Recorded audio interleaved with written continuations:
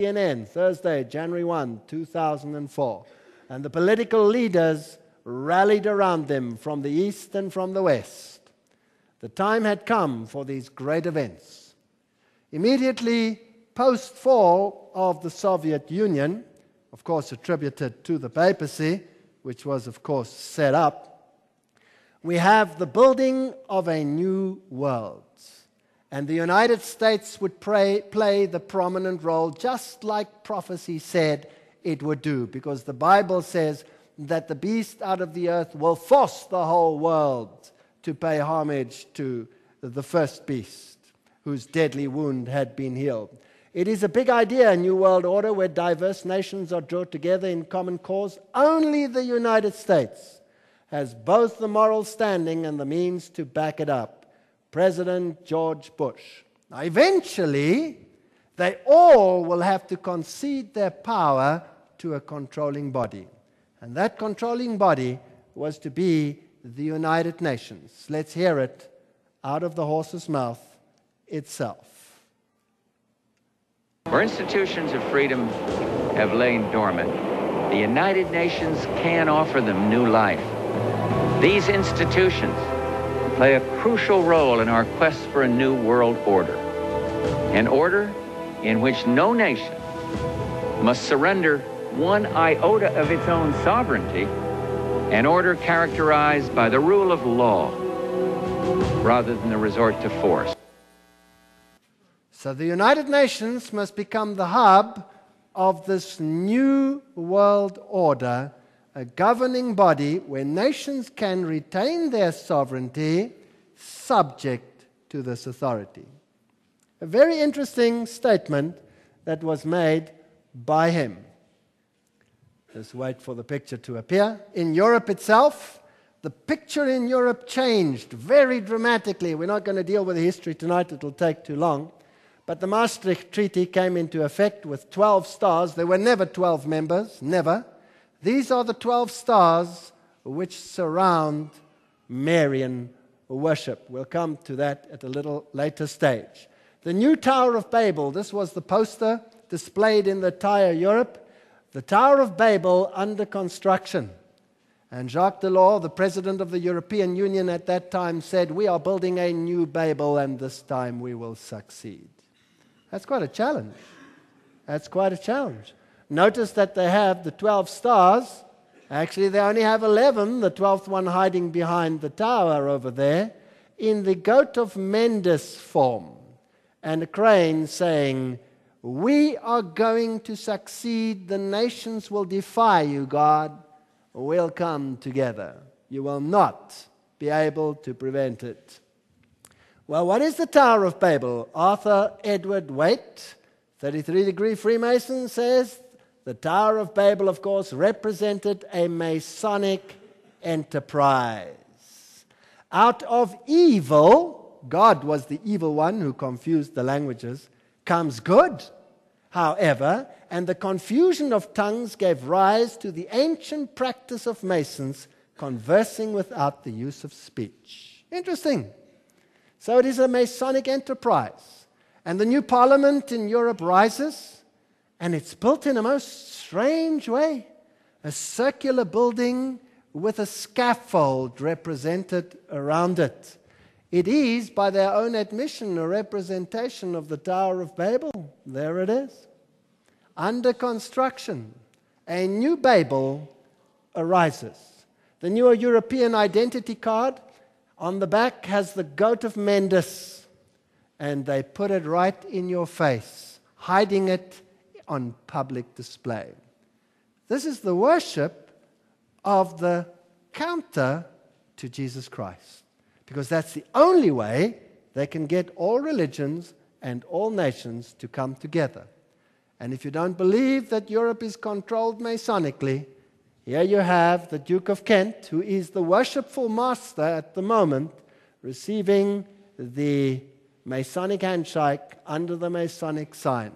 These are the movers and the shakers in the world today. The Bible tells us there will be a holy alliance between Rome and the beast out of the earth, so that this can be implemented on a worldwide basis. And the spirit of prophecy tells us that the spirit of the French Revolution will be permeated throughout the world. Archbishop Quigley in 1903 said, when the United States rules the world, the Catholic Church will rule the world.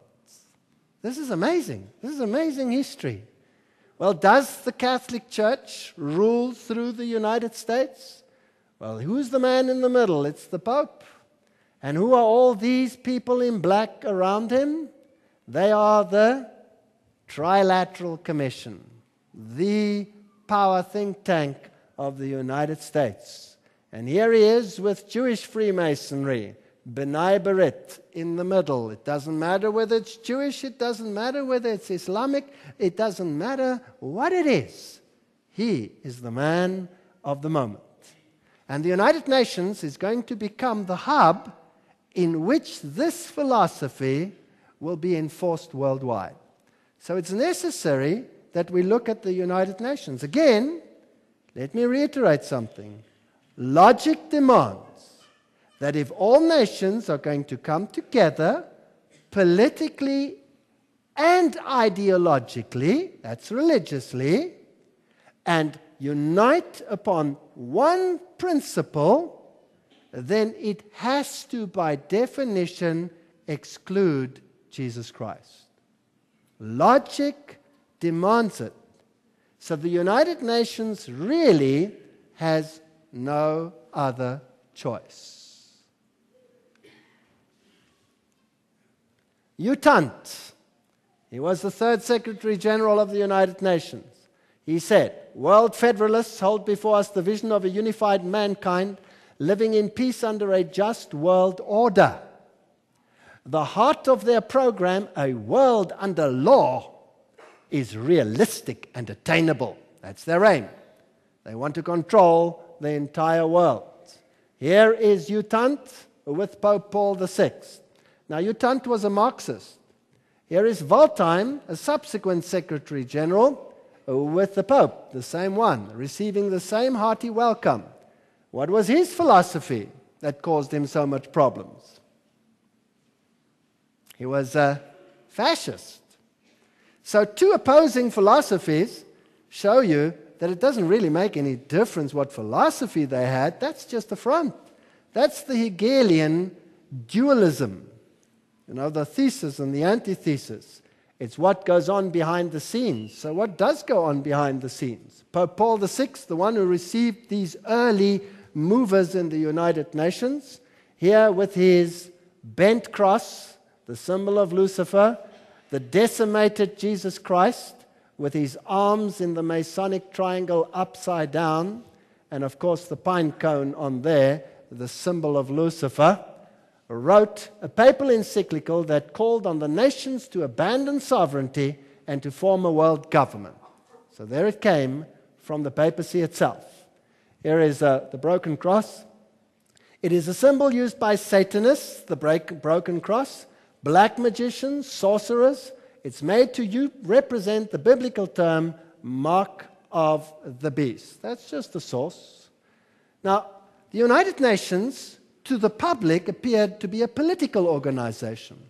But really, it was setting up the kingdom of someone else. So let's look at this. What about a spiritual United Nations?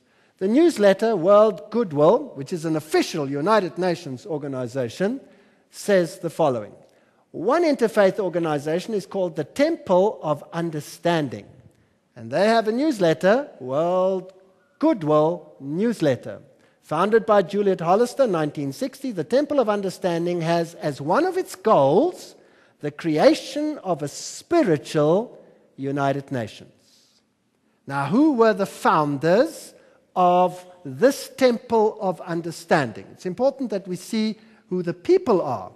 Well, here they are. U Thant, the Secretary General of the United Nations at that time. Eleanor Roosevelt, the wife of President Roosevelt. Thomas Merton, Nehru, Anwar Sadat, Radhakrishnan, all the top movers in the world, politically and otherwise. Where were they based? In New York, at the Cathedral of St. John's the Divine.